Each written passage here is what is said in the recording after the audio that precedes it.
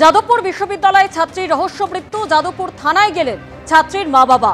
আধ ঘন্টা পর মৃতার বাবাকে নিয়ে কেপিসি হাসপাতালে যান পুলিশ আধিকারিকরা। পরিবারের তরফে এখনো কারোর বিরুদ্ধে অভিযোগ দায়ের করা হয়নি। কি পরিস্থিতি কিভাবে ঘটলো কিছু পুলিশ জানিয়েছে?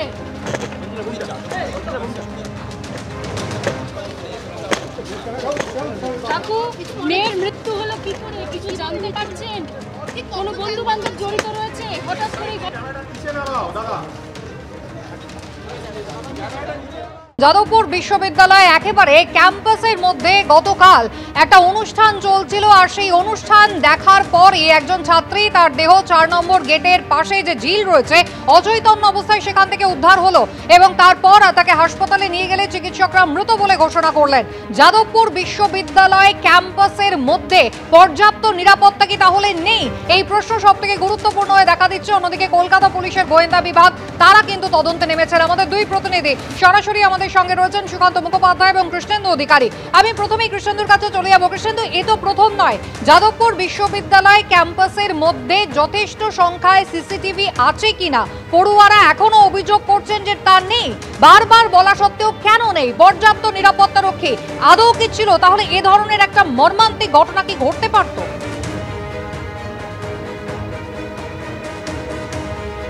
একদম যথার্থ প্রশ্ন করেছো, কারণ এই প্রশ্ন তো বারবার উঠবেই। কারণ যখন একটা শিক্ষা প্রতিষ্ঠান, যে শিক্ষা প্রতিষ্ঠান 5 তারা শিক্ষা প্রতিষ্ঠান, গোটা দেশের মধ্যে কেন্দ্রীয় সরকারের রাজ্যের একমাত্র রাজ্য বিশ্ববিদ্যালয় হিসেবে দেশের 1 নম্বর প্রতিষ্ঠান, সেই প্রতিষ্ঠানে বারবার এরকম মর্মান্তিক পরিণতির ঘটনা ঘটবে কেন? এক প্রতিভাবান ছাত্রের মৃত্যুর ঘটনা আমরা 2 বছর আগে দেখেছি। তারও আগে দেখেছি এই ক্যাম্পাসের মধ্যেই একজন ছাত্র স্নান করতে গিয়ে দোলের দিন সেখানে ডুবে মারা গেছেন, এবং তারপর গতকাল দেখা গেল। এবং গতকাল আমাদের কাছে একটা নতুন তথ্য এসছে যে গতকাল যে অনুষ্ঠানটা হচ্ছিল, একটা সাংস্কৃতিক অনুষ্ঠান, সেই সাংস্কৃতিক অনুষ্ঠানের যে পারমিশন লেটার, তাতে দেখা যাচ্ছে 4টে থেকে 8টা পর্যন্ত সেই অনুষ্ঠানের পারমিশন ছিল। তারপরেও এই অনুষ্ঠান চলেছে কি করে? এই প্রশ্ন অবশ্যই থাকবে। তাহলে কোথায় নিরাপত্তা বিশ্ববিদ্যালয়ের?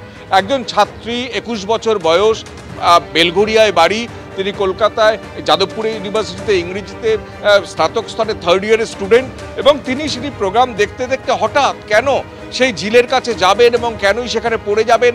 এতজন তার বন্ধুবান্ধব সেখানে আছেন, কেনই বা কেউ দেখতে পেল না? কেনই তাকে পরে তুলতে হলো এবং তুলে তাকে শুশ্রূষা করে তারপর অ্যাম্বুলেন্স থেকে পাঠাতে হলো হাসপাতালে, এবং কেপিসি হাসপাতালে গিয়ে তার মৃত্যু হলো? তাহলে কোথায় নজরদারি? কোথায় নজরদারির টিম এখানে বিশ্ববিদ্যালয়ে ঘুরছে? বিশ্ববিদ্যালয় অবশ্য শুরুতেই তার দায় স্বীকার করে নিচ্ছে কার্যত যে আমরা করতে পারছি না, কিন্তু বারবার এই প্রশ্ন উঠবে যে এত বড় একটা শিক্ষা প্রতিষ্ঠান, এত নামী একটা শিক্ষা প্রতিষ্ঠান, সেখানে এরকম মর্মান্তিক পরিণতি উজ্জ্বল ছাত্রীদের মধ্যে হবে কেন? সিসিটিভি প্রসঙ্গে তুমি আসছিলে, হাইকোর্টের নির্দেশ আছে। তুমি জানো যে কিছুদিন আগে শিক্ষামন্ত্রী ব্রাত্য বসু এই ক্যাম্পাসে এসেছিলেন, তখনও কিন্তু এই ঘটনা ঘটেছিল, একটা হামলার ঘটনা। ব্রাত্য বসুর গাড়িতে চাপা পড়ে এক ছাত্রের চোখ হারানোর উপক্রম হয়েছিল। সুতরাং সেই ঘটনা ঘুরেও একটা বড় বিতর্ক তৈরি হয়েছিল। কিন্তু সিসিটিভি কটা আছে পর্যাপ্ত? আমরা দাঁড়িয়ে আছি প্রশাসনিক মূল ভবনের সামনে। কিছুক্ষণ আগে এখানে সুপ্রিম কোর্টের নির্দেশে তৈরি একটা টাস্ক ফোর্সের টিম এসেছিল, যারা গতকাল IIT খড়গপুর এসছে, আজকে যাদবপুর ইউনিভার্সিটি এসছে, তারা পর্যন্ত এই ঘটনার খোঁজ খবর নিয়েছেন। অর্থাৎ যাদবপুর বিশ্ববিদ্যালয়ের যে মুখ পুড়ছে বারবার, এর জন্য নিরাপত্তার প্রশ্ন তো অবশ্যই উঠবে। আমরা এখানে একটা সিসিটিভির ক্যামেরা দেখতে পাচ্ছি, সেই ক্যামেরা বাইরের দিকে তাক করা, এবং কয়েকটা জায়গায় সিসিটিভির ক্যামেরা বসানো হয়েছে। কিন্তু যে পর্যাপ্ত সিসিটিভির ক্যামেরা বসানোর কথা, কোথায় যাদবপুরে? সেই প্রশ্ন তো বারবার উঠছে, এবং এটা তো প্রথম নয়।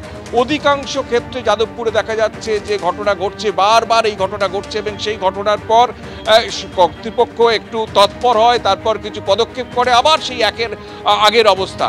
যেখানে পারমিশন 8টা পর্যন্ত, সেখানে কি করে অনুষ্ঠান তারপরেও হয়?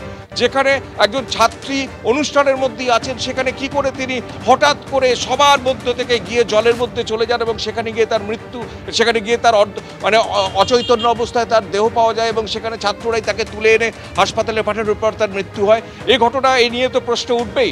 যদিও বিশ্ববিদ্যালয় কর্তৃপক্ষ বলছে যে সিকিউরিটি পর্যাপ্ত সংখ্যায় তাদের নেই, কারণ সরকারের কাছে তারা দাবি করেছেন, সিকিউরিটি চেয়েছেন, কিন্তু এখনো পর্যন্ত সে বিষয়ে সাড়া পাওয়া যায়নি। কিন্তু এইগুলো তো প্রশাসনিক ঘাটতি, অপ্রতুলতা, এগুলো তো থাকবেই। কিন্তু তার মধ্যেই একই ঘটনা বারবার যদি এই ক্যাম্পাসে ঘটে, যাদবপুরের ক্ষেত্রে ঘটে, মৃত্যু, ছাত্রের মৃত্যু, প্রতিভাবান ছাত্রের মৃত্যু, প্রতিভাবান ছাত্রীর মৃত্যুর ঘটনা যদি এইভাবে ঘটে, তাহলে তো নিরাপত্তা নিয়ে প্রশ্ন উঠবেই। বিশ্ববিদ্যালয় কর্তৃপক্ষ, তুমি জানো, এখনো পর্যন্ত বিশ্ববিদ্যালয়ে স্থায়ী উপাচার্য নেই, স্থায়ী সহ উপাচার্য নেই, স্থায়ী ফিনান্স অফিসার নেই, একাধিক পোস্টে লোক নেই। সুতরাং রাজ্যের একটা 5 তারা বিশ্ববিদ্যালয়, তাতে এরকম বারবার ঘটনা ঘটছে, তারপরেও এই প্রশ্ন উঠবেই যে কোথায় সিসিটিভি ক্যামেরা দিয়ে পর্যাপ্তভাবে মুড়ে ফেলা হয়েছে এবং কোথায় নজরদারি। প্রত্যেকটা গেট, যে 5খানা গেট আছে, সেই গেটে নজরদারি কি চলে? সন্ধ্যের পর বিশ্ববিদ্যালয়ে যখন ক্লাস শেষ হয়ে যায়, সেখানে এত ছাত্রছাত্রী, এত বহিরাগত ঢোকে কি করে? সুতরাং বহিরাগতরা কি করে একটা বিশ্ববিদ্যালয়ে ঢোকে? যে কোনো বিশ্ববিদ্যালয়ে বহিরাগতরা ঢুকে যেতে পারে, অন্য কোথাও আছে? কোথাও এরকম নিয়ম?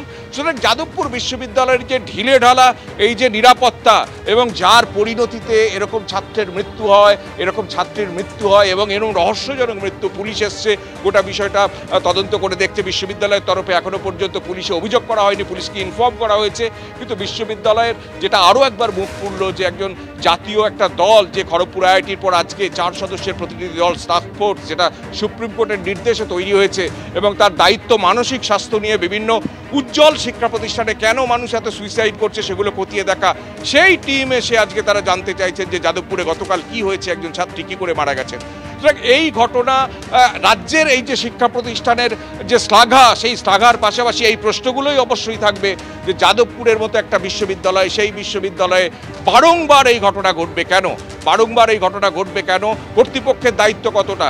যদিও কর্তৃপক্ষ শুরুতেই আজকে প্রেস কনফারেন্স করেছেন, সহ উপাচার্য তিনি বলছেন যে তিনি যতটা করতে চেয়েছেন বা তারা যতটা করতে চেয়েছেন তারা পারেননি, কিন্তু এই প্রশ্ন তো থাকবেই যে একজন 21 বছরের একজন তরুণী, সে একটা অনুষ্ঠান দেখতে এসছে, রাতে ফেরার কথা বাড়িতে, তারপর সে হঠাৎ জলের কাছে গিয়ে জলে পড়ে গেল, তাকে কেউ দেখতে পেল না, তার বন্ধুরা, তার সহপাঠীরা, তারপর তাকে তুলে এনে অ্যাম্বুলেন্সে করে হাসপাতালে পাঠানো হলো, তারপর মৃত্যু হলো। সুতরাং এই প্রশ্ন উঠছে, এই প্রশ্নের মধ্যেই কি করে মৃত্যুটা হলো এ নিয়ে ধোঁয়াশা তো অবশ্যই আছে, বিতর্কও আছে, রহস্য আছে।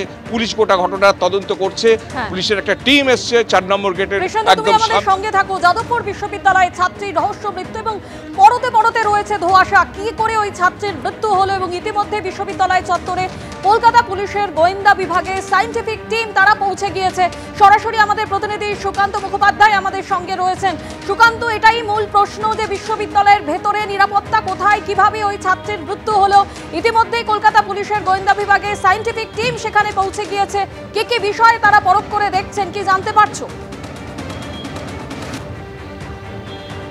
দেখো, গতকালকে ঘটনার পরে কলকাতা পুলিশের যাদবপুর থানা, যে জুরিসডিকশনের মধ্যে এই ইউনিভার্সিটি পড়ে, তারা ঘটনাস্থলে আসে এবং ঠিক এই যে পিছনে যে জলাশয়ের অংশ রয়েছে সেখান থেকে তরুণীকে উঠিয়ে নিয়ে যাওয়া হয় এবং কেপিসি হাসপাতালে নিয়ে গেলে তাকে ব্রড ডেড ডিক্লেয়ার করা হয়।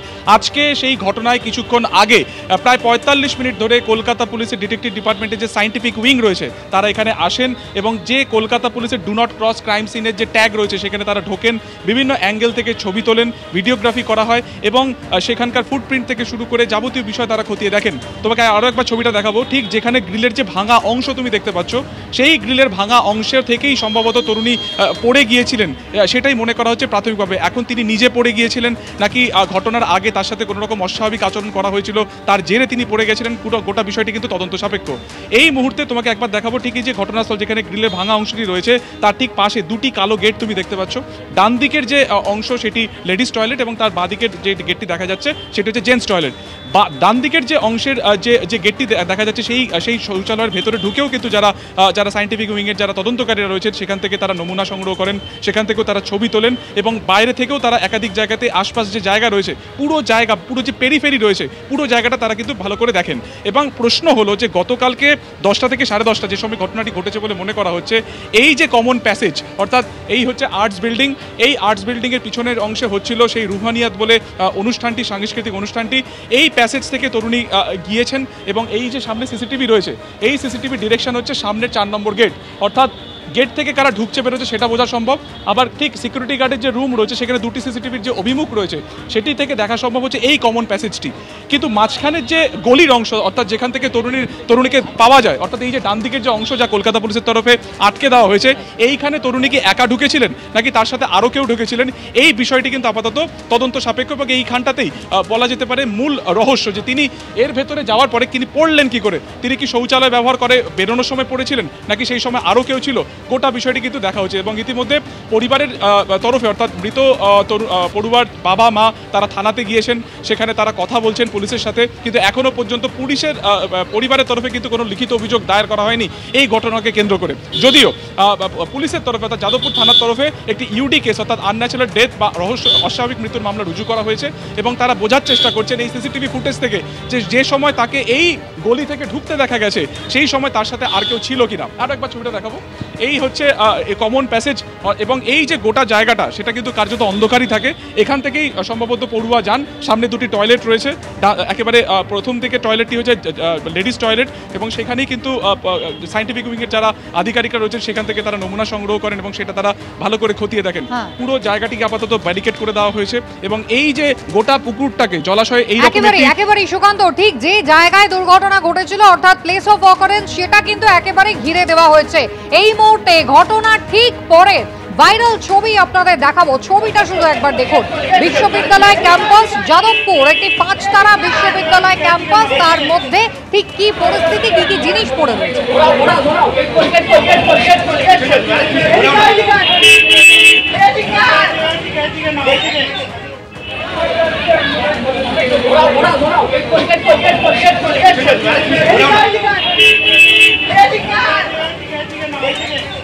ঘটনার পর মুহূর্তের ছবি দেখছেন, ঠিক রাত 10টা 10:30 এবং যখন এই তরুণী তৃতীয় বর্ষের ছাত্রী ইংরেজির তিনি যখন দুর্ঘটনাটা ঘটে তার সঙ্গে, ঠিক তার পরের ছবি যখন অ্যাম্বুলেন্স আসে ছাত্রছাত্রীদের মধ্যে একেবারে হুড়োহুড়ি পড়ে যায়।